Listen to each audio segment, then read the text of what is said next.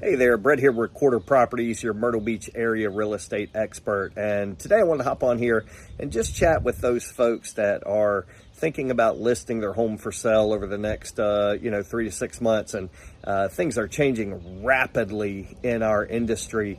And, you want to make sure you choose a listing agent who understands the rapid changes and how to best position your home to make sure that you can get top dollar for it and make sure you meet your sales deadline. So these are the top 4 things when you're chatting with your real estate agent or interviewing real estate agents that you need to be considering as things are changing. So number 1 is how they position their comments and how they describe your property in relation to how buyers are searching nowadays. Nowadays, buyers, instead of primarily potentially looking at Zillow and Realtor.com, and, they're going to start shopping, and they've already started shopping more on your big AI search engines like ChatGPT, Google, Perplexity. So really, instead of just going into Zillow and plugging in, hey, I'm looking for a 3-bedroom, 2-bath home in Myrtle Beach, in such and such a price range, instead of plugging that in Zillow, now they're just kind of chatting that into ChatGPT, Perplexity, something like that.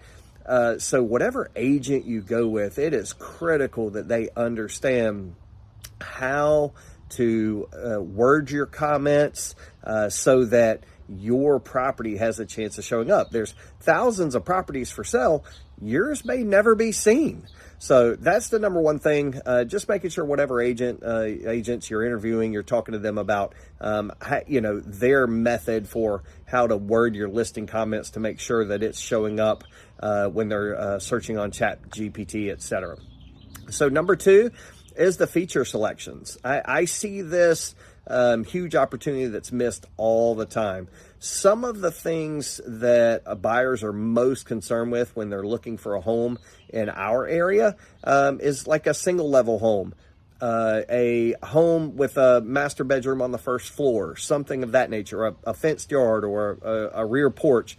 We have these selections in the MLS for the agents to select these when they're entering the property in. You'd be amazed at how often agents do not select these options. They may mention it in their comments, but they don't choose it in the selections section.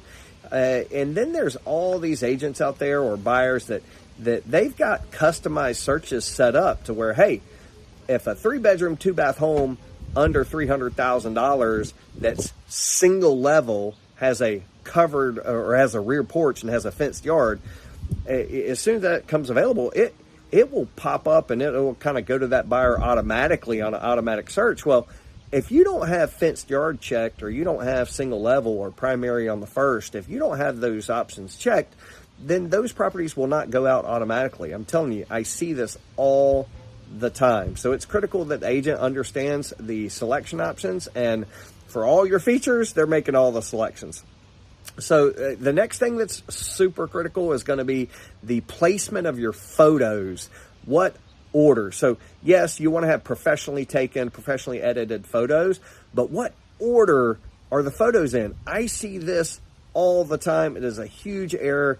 A lot of times they'll just kind of want to take the photos or place them in the order that maybe you walk through the home. Like, okay, hey, here on your right is the sitting area, or here on the left is a half bath. Okay, here is the office. Here is the first guest bedroom, or whatever it is as you kind of walk through the home. And that was how maybe they were taken years ago. But now with social media, the attention span is only maybe 6 to 7 photos. So I'm telling you, your best 6 to 7 photos, the features, that the house, whatever it is, the best have to be first. I don't care what order they come in, but if your master bath is exquisite, if your backyard area has the pool and a hot tub, if your kitchen is just totally redone, whatever the best photos are that are really going to sell your home, those have to be after the primary photo, those have to be some of the first.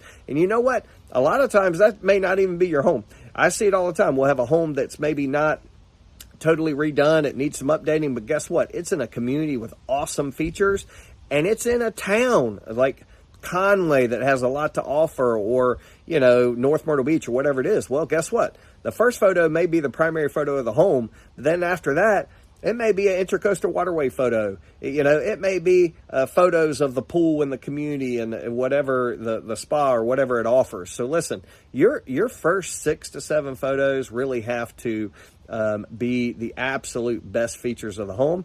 And then after that, you can kind of go through and enter the rest of the photos in whatever order you want. But you got to keep them engaged, and it's not going to keep them engaged if they're just checking out photos of a regular-looking guest bath and a regular-looking guest bedroom and just random, 4 or 5 photos in a row of the exterior of the home. That's not how it's done. People have short attention spans, and you got to really make sure you are showing the best photos first, okay? And then finally, video, okay? Photos can show features of the home, but video can really sell the benefits, okay? Video is shown that 6 times more, it drives engagement at a 6 times higher level on your social media sites. And then you can have up to 135% more organic interaction with the video. The video aspect is really important. Just make sure whatever agent you're looking to work with has a good video component to their social marketing.